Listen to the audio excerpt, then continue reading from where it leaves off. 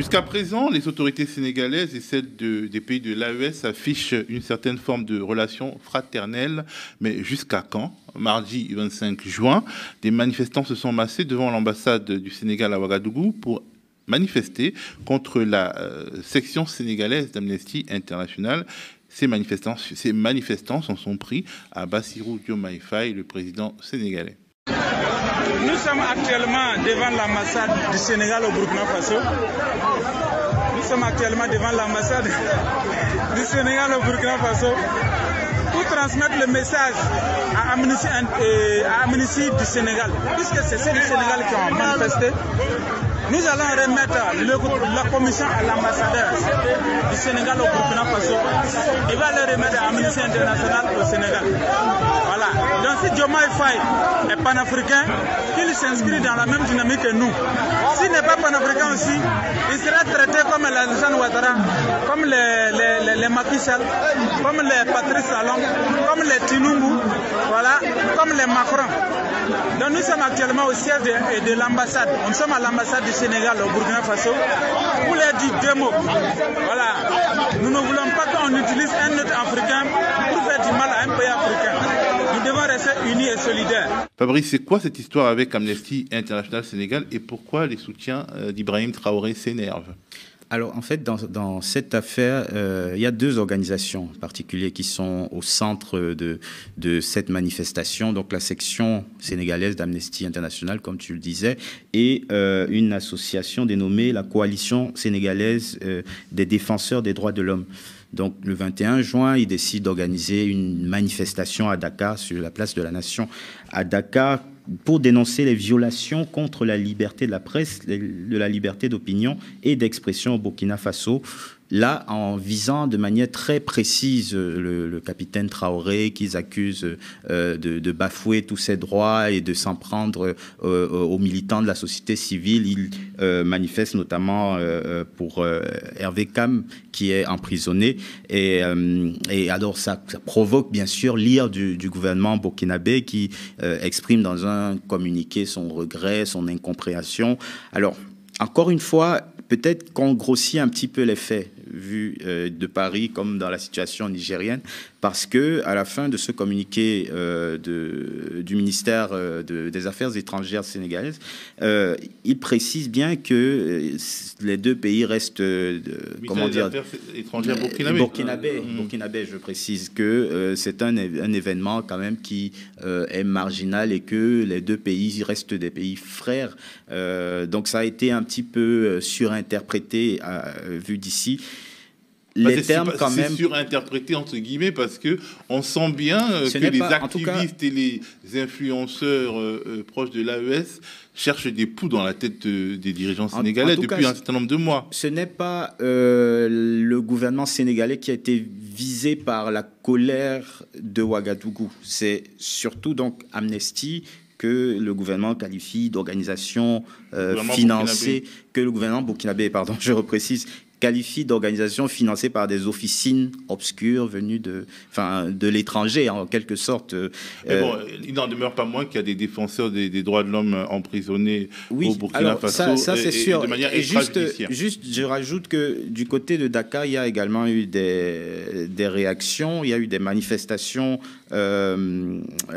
d'associations, des sittings organisés devant l'ambassade, enfin, au Burkina, il y a eu un sitting organisé devant l'ambassade du Sénégal pour se plaindre de ce malaise, de cette situation.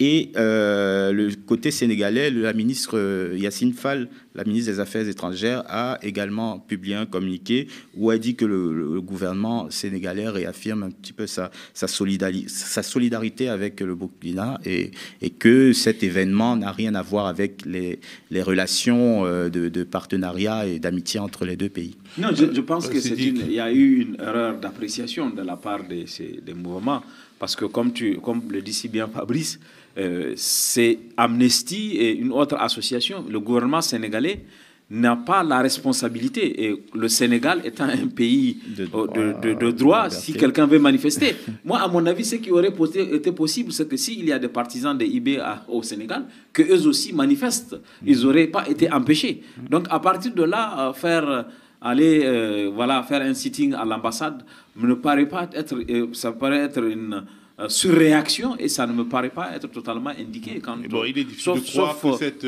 manifestation devant l'ambassade du Sénégal n'ait pas été au moins pas sinon suscitée, du moins permise par le pouvoir burkinabé. C'est évident. Et bon, c'est comme l'a dit Théophile, on est dans un contexte où on cherche aussi le faux pas de Bassirou sur l'AES.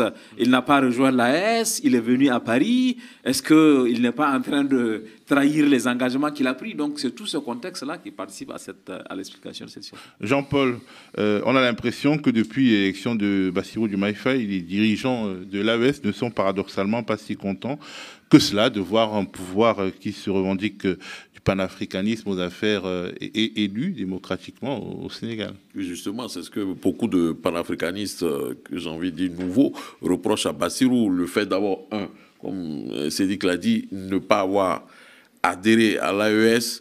Après son élection, Bassirou, il rend visite à Alassane Ouattara, qui est regardé comme étant le suppôt de l'Occident dans la région. Il fait quasiment ses éloges, pourtant il tient un discours, je dirais, diplomatiquement correct. Il vient à Paris, il est reçu par Macron, et ça gêne les nouveaux panafricanistes. Pour eux, ils ont utilisé je dirais, cette notion, ce concept pour se faire élire parce que c'est à la mode au niveau des nouvelles générations africaines. Mais pour moi, ceci est bon, comme tu l'as dit tantôt, hein, les activistes panafricanistes utilisent cela pour leur créer des problèmes. Mais en réalité, les gens devraient lire autrement la responsabilité que Bassirou a. Bassirou Diomaye Faye est le président du Sénégal. Il va se battre pour défendre les intérêts des Sénégalais. Un point, intérêt. Ceux qui voient en lui celui qui va libérer l'Afrique de quoi que ce soit se trompent lourdement. Ce qu'il est en train de faire, c'est se battre pour que les Sénégalais, leur vie s'améliore. Donc, pour l'instant, pour moi, ce qui se passe, c'est, je dirais, quelques agitations, quelques nervis sur les réseaux sociaux, quelquefois aussi sur le terrain, mais cela ne changera pas du tout la ligne de Bassirou et de Sonko. Mais est-ce qu'il n'y a pas une forme de concurrence quand même entre les panafricanistes démocrates, entre guillemets, et les panafricanistes kakistes? Fabrice. De concurrence, je ne pense pas. Concurrence pour le leadership encore une fois, dans la région. Je pense qu'on grossit beaucoup le trait déjà de la rivalité un peu qui pourrait avoir entre le pouvoir démocratiquement installé du Sénégal et ceux de l'AES, et à chaque fois qu'il y a le moindre écart entre guillemets, tout cela est présenté comme le début d'un malaise. Premièrement, je pense que voilà, la réaction des deux parties à l'occasion de cette manifestation montre bien qu'il n'y a pas l'ombre d'un début de malaise entre les deux.